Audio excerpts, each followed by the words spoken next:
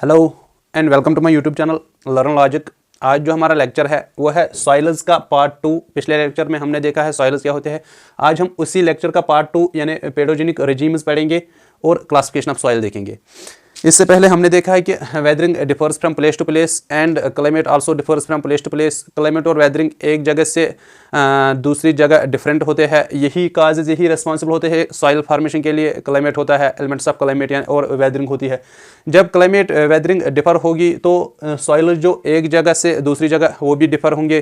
For example जो soils यहाँ Jammu and Kashmir में पाए जाएंगे वो डिफरेंट होंगे than that of other state of India. Pedogenic regime होता है जो स्पेसिफिक क्लाइमेट के under different types of soil जो बनेंगे। फॉर एग्जांपल ये जो एक स्पेसिफिक क्लाइमेट जो यहाँ जम्मू कश्मीर का क्लाइमेट होगा, इसके अंडर जो सॉइल्स होंगे वो डिफरेंट होंगे दैन दैट ऑफ सॉइल्स जो राजस्थान और अदर स्टेट ऑफ इंडिया में पाए जाएंगे, क्योंकि क्लाइमेट यहाँ का डिफरेंट है than that of other states. और उस स्पेसिफिक क्लाइमेट के अंडर जो टिपिकल टाइप ऑफ सॉइल्स बनेंगे उसको बोलते हैं पेडोजेनिक रेजिम्स। अगर हम कुछ मेजर पेडोजेनिक रेजिम्स देखेंगे जो डिफरेंट क्लाइमेट्स के अंडर बनते हैं, आज हम वही पेडोजेनिक रेजिम्स देखेंगे। अगर हम पहला देखेंगे पोडजोलाइजेशन।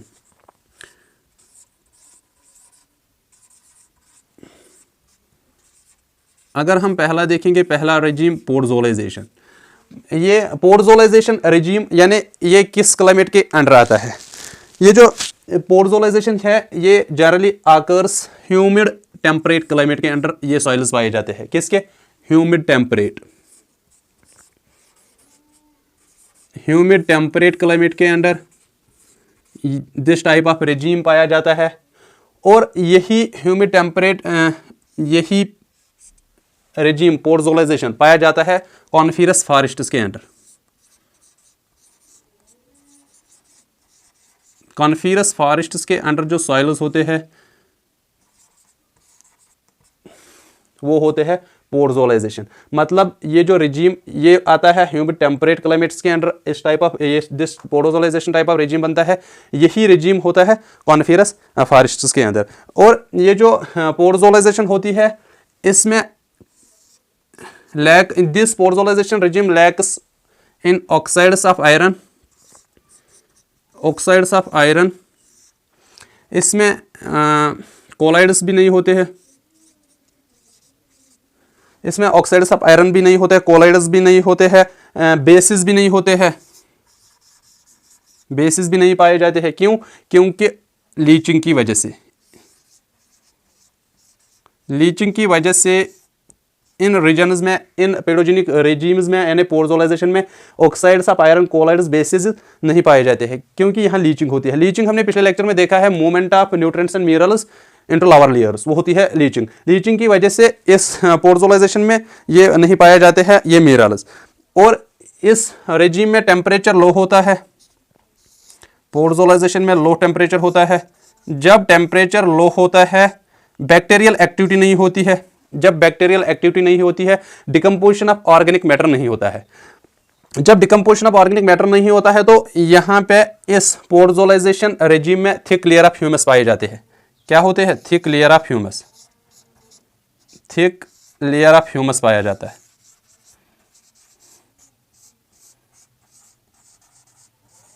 थिक लेयर ऑफ ह्यूमस पाया जाता है इस रीजन में। लीचिंग की वजह से दिस टाइप्स ऑफ सॉइल्स का जो कलर होता है वो होता है लाइट ग्रे कलर होता है। लीचिंग की वजह से ये जो सॉइल्स होते हैं इनका कलर लाइट ग्रे होता है। इस पोडजोलाइजेशन रेजिम के अंडर जो मेन सॉइल्स होते हैं वो बनते हैं पोडजोल्स। स्पेशल टाइप ऑफ सॉइल्स इस रेजिम के अंडर पाए जाते हैं। और ये पोडजोलाइजेशन रेजिम लेस फर्टाइल होता है। ये सॉइल जो होते हैं इस रेजिम के अंडर ये लेस फर्टाइल होते हैं, लेस फर्टाइल।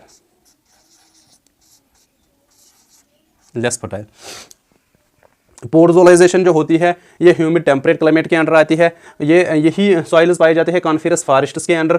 इनमें ऑक्साइड्स कोलाइड्स बेसिस नहीं होते हैं, इनकी एब्सेंस होती है। क्यों? ड्यू टू लीचिंग मतलब movement of nutrients and minerals into lower layers. जब लीचिंग होती है उस लीचिंग की वजह से इन सॉइल्स का कलर लाइट ग्रे होता है।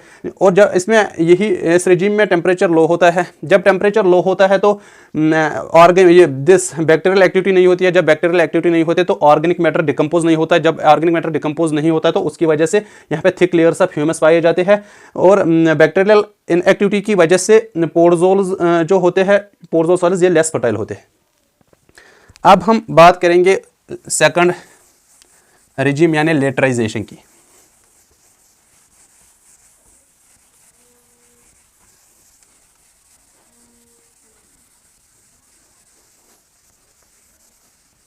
अब हम बात करेंगे लेटराइजेशन।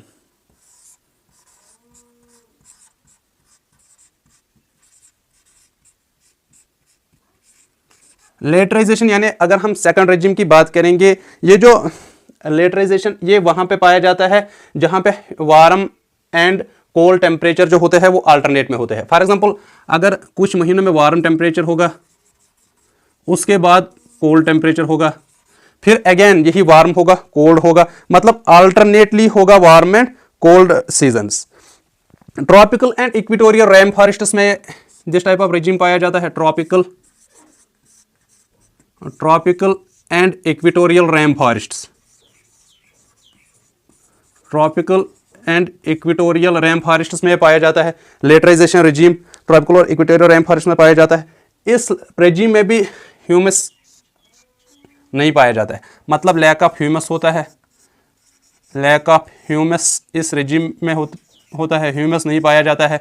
वार्म एंड कोल्ड वो होते हैं जब इसमें बैक्टीरियल एक्टिविटी होती है, क्योंकि यहाँ पे वार्म टेम्परेचर होता है, इस रेजिम में बैक्टीरियल एक्टिविटी होती है।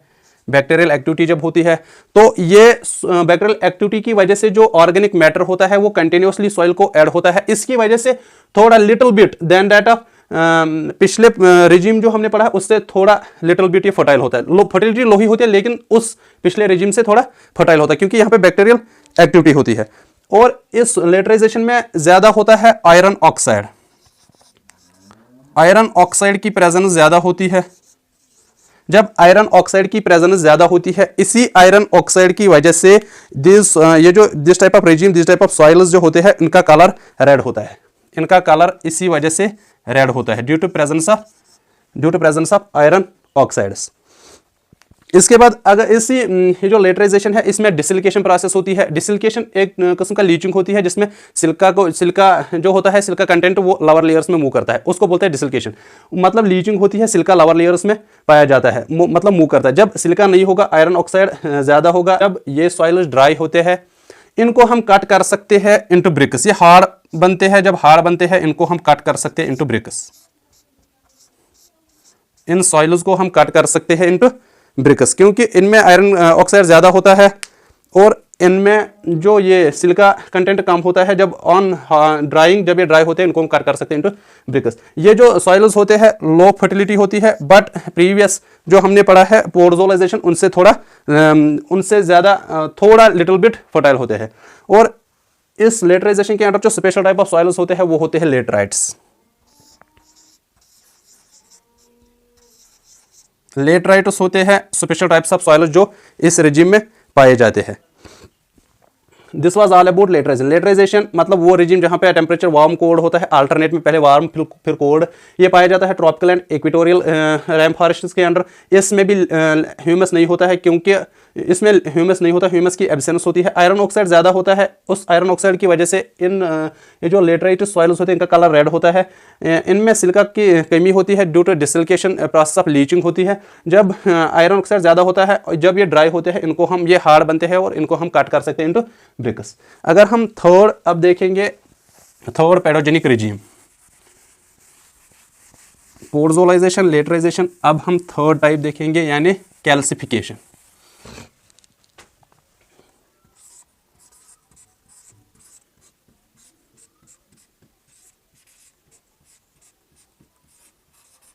कैल्सिफिकेशन, अगर हम दिस कैल्सिफिकेशन देखेंगे, ये होता है उन एरियाज में कैल्सिफिकेशन जहां पे एवापोरेशन ज़्यादा होती दैट डाटा प्रेसिपिटेशन, मतलब दिस टाइप ऑफ रिजीम यानी कैल्सिफिकेशन वहां पे पाया जाता है जहां पे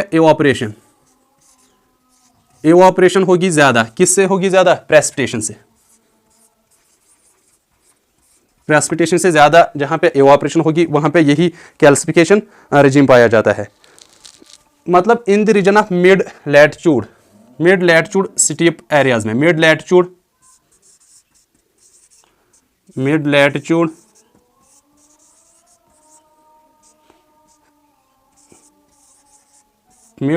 स्टीप क्लाइमेट्स के अंडर ये पाया जाता है। कौन? कैल्सिफिकेशन पाया जाता है मिड लैटिट्यूड स्टीप क्लाइमेट के अंडर। इस कैल्सिफिकेशन रिजीम में जो सॉइल्स पाए जाते हैं वो होते हैं कैल्सिमॉर्फिक सॉइल्स।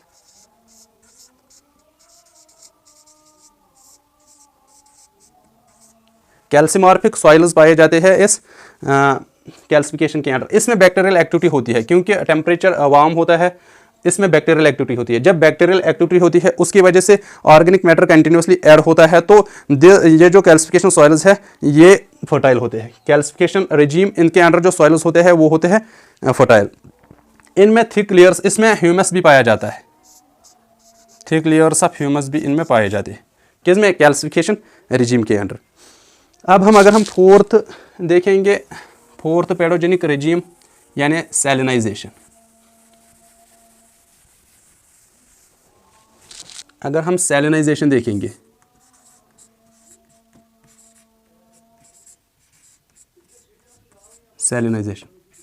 सैलिनाइजेशन वो रिजीम होता है जहां पे टेम्परेचर ज़्यादा होता है। जो सैलिनाइजेशन ये होता है आता है डेजर्ट क्लाइमेट्स के अंडर, और जहां पे ड्रेनेज सिस्टम पुअर होगा, वो एरियाज जहां पे क्लाइमेट डेजर्ट क्लाइमेट होगा और drainage system poor drainage system होगा, पुअर ड्रेनेज होगा। क्लाइमेट होगा डेजर्ट टाइप और ड्रेनेज सिस्टम पुअर ड्रेनेज होगा। उसके अंडर जो सॉइल्स होते हैं, जब जो सरफेस वो जो सॉइल्स होते हैं उस रेजिम के अंडर, वो सैलिनाइजेशन रेजिम के अंडर यानी डेजर्ट क्लाइमेट होगा, पुअर ड्रेनेज सिस्टम होगा। जो सरफेस रन ऑफ होगा, सरफेस रन ऑफ जब पुअर ड्रेनेज सिस्टम होता है वो एक्यूमुलेट जमा होता है डिप्रेशंस में। जब एवापोरेशन होती है वो सरफेस रन ऑफ जब एवापोरेट होता है वहाँ पे साल्ट्स रहते हैं, जब वो साल्ट्स रहते हैं यानी कैल्शियम सल्फेट रहता है, सोडियम रहता है, हार्मफुल साल्ट्स रहते हैं। एवापोरेशन की वजह से, एवापोरेशन जब होती है वहाँ पे साल्ट्स रहते हैं और वहाँ पे कल्टीवेशन पॉसिबल नहीं होती है। बट अगर इरिगेशन फैसिलिटी होगी, इरिगेशन की वजह से ये जो हार्मफुल साल्ट्स ये लीच आउट भी हो सकते हैं, then this salinization soils become suitable for farming. अगर हम लास्ट एक पेडोजेनिक रिजीम यानी गैलिजिएशन की बात करेंगे,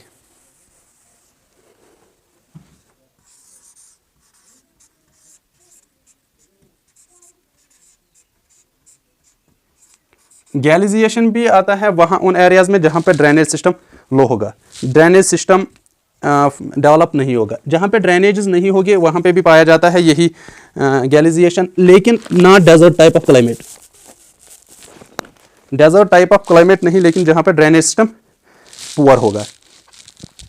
मॉइस्ट एंड कोल्ड क्लाइमेट, ये जो गैलिजिएशन यहाँ पे क्लाइमेट जो होगा मॉइस्ट कोल्ड होगा और poor drainage.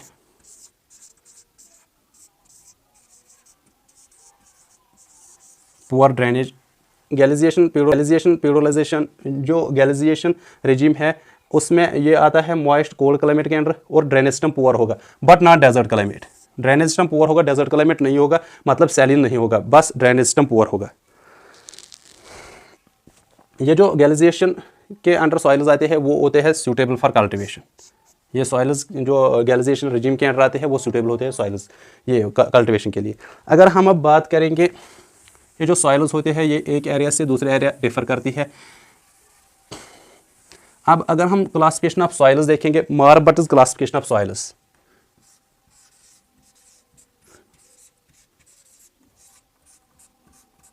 मार्बट्स soil classification,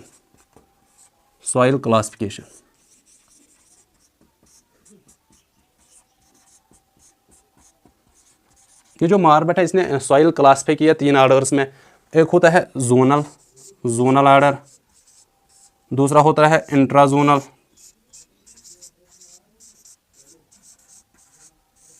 intrazonal, तीसरा होता है एजोनल। मारबट ने क्लासिफाई की सॉइल 3 आर्डर्स में, zonal, intrazonal and azonal. Zonal के अंदर वो सॉइल्स आते हैं, जिनका कैरेक्टरिस्टिक डोमिनेंट, जिनके कैरेक्टरिस्टिक्स में इन्फ्लुएंस ज़्यादा होगी क्लाइमेट और वेजिटेशन की। क्लाइमेट एंड वेजिटेशन की इन्फ्लुएंस जिन सॉइल्स में ज़्यादा होती है क्लाइमेट और वेजिटेशन की, उनको क्लासिफाई किया गया एज ए जोनल आर्डर। और ये जो इंट्राजोनल होता है वो सॉइल जिनके कैरेक्टरिस्टिक्स में ज़्यादा इन्फ्लुएंस होती है पेरेंट रॉक और we can say rock type, age यानी टाइम। जब वो सॉइल जिनमें ज़्यादा इन्फ्लुएंस पेरेंट रॉक यानी रॉक टाइप, एज, उनकी इन्फ्लुएंस ज़्यादा होगी, उनको क्लासिफाई गया as a intrazonal order. Azonal soil order वो होता है जो मैच्योर सॉइल्स नहीं होती है, जिनमें वो बी हॉरिजन प्रेजेंट नहीं होता है।